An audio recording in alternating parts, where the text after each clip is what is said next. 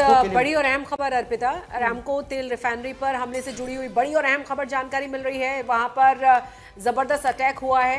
Aramco तेल refinery पर हमले से जुड़ी हुई बड़ी और अहम खबर हम आपको बता दें, जहां पर ये कुछ तस्वीरें भी जारी की गई हैं, जहां पर जबरदस्त अटैक की जानकारी सामने मिल रही है। ड्रोन्स हमले से हमले की जानकारी है यहाँ पर। ये सैटेलाइट तस्वीरें हैं शशि, जिसमें आप देखेंगे काला धुआं जिस तरह से उठता नजर आ रहा है। बिल्कुल बिल्कुल, ये तस्वीर हम आपको दिखा रहे हैं और आपको बता दें कि ड्रोन हमले की सैटेलाइट तस्वीरें भी सामने आ गई हैं।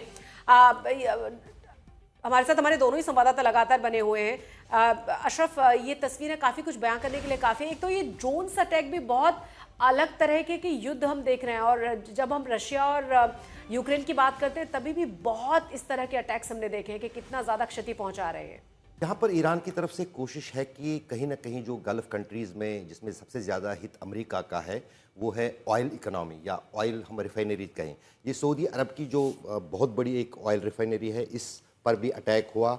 उसके साथ साथ हमने देखा स्ट्रेट ऑफ हार्मुज़ में एक ऑयल शिप पर भी अटैक हुआ, जिसमें मिसाइल से उसमें आग भड़क गई थी। पता नहीं अभी वो बुझ गई है या वो भी जल रही है। तो कहीं ना कहीं जो इंटरनेशनल ऑयल मार्केट है उसमें एक मतलब एक जो हम कहें डामाडोल स्थिति खड़ा करने के लिए इन रिफाइनरीज पे जो है ईरान की तरफ से अटैक किए जा रहे हैं, ताकि और कहीं ना कहीं ये सिर्फ ये दो रिफाइनरीज की बात नहीं है, बल्कि अगर हम हैफा की बात करें जो इजराइल की सबसे बड़ी। अशरफ थोड़ा रोक रही हूँ, बड़ी खबरें बार बार देखिए आती जा रही है। जॉर्डन में अमेरिकी दूतावास को खाली कराया गया है। यानी ये तो सारे ऐसे नॉर्म्स की कहीं पर भी अटैक हो सकते हैं, तो जो सभी कर्मचारी हैं उनको कहा गया है कि आप कैंपस को खाली कर दीजिए।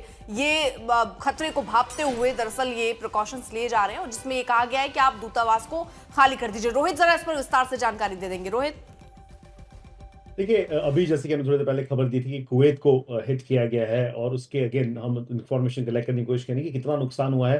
साथ ही साथ एक और बड़ी खबर ये आई है कि जॉर्डन में जो यूएस एम्बेसी है, वहां से हर किसी को खाली करने के लिए, कंपाउंड को जो है खाली करने की जो है हिदायत जारी की है, एडवाइजरी जारी की गई कि आप सबके सब खाली कर दे। बड़ी बात है, क्योंकि अभी तक ये देखिए युद्ध का ये तीसरा दिन है, लेकिन कोई इंटेल होगा अमेरिका के पास, कोई इंटेल होगा इजराइल के पास। जरा आपको देखिए एक और बड़ी खबर आ रही है। ईरानी हमले में 18 यूएस सैनिक जो हैं वो घायल हुए हैं, ये भी जानकारी सामने है। 18 अमेरिकी सैनिकों की हालत गंभीर है, यानी वो डैमेज करने की यहाँ पूरी कोशिश, और जिस तरह से एक आंकड़ा भी ईरान की तरफ से 560 का दिया गया, अब ये कि 18 अमेरिकी सैनिक गंभीर हालत में है और मौत का आंकड़ा भी सामने आ रहा है। तो इस वक्त की बड़ी और अहम खबर आपको बता दें कि अमेरिका की तरफ से जानकारी दी गई है कि ये 18 सैनिक हैं जो बुरी तरह से जख्मी हुए हैं, घायल हुए हैं, जिनकी हालत गंभीर बताई जा रही है। और ये श्योर है कि धीरे धीरे आंकड़ा बढ़ेगा, क्योंकि ये जानकारी कहाँ, ये ईरान की तरफ से ही दावे हो रहे होंगे। अभी यूएस ने तो कंफर्म नहीं किया। यूएस की तरफ से तो 3 ही है। क्यों रोहित, जरा क्लियर कीजिएगा। नहीं, देखिए, ये अभी स्पोक्स पर्सन जो है सेंटकॉम के, उन्होंने ये जानकारी यूएस की तरफ से कहा गया। ठीक है, यानी अब यूएस ये मान रहा है कि 18 घायल हैं, अभी उनके सैनिक घायल हुए हैं। ठीक है, और मौत का आंकड़ा कितना है? 3 4। ठीक, तो यानी अभी जिस तरह से वो अब अमेरिका ये भी कह रहा है कि हमें जितना नुकसान हुआ है उसकी भरपाई भी करनी होगी। अब ऑपरेशन एपिक फ्यूरी में घायल हुए, फिलहाल ईरानी हमले में 18 यूएस से सैनिक घायल हुए हैं।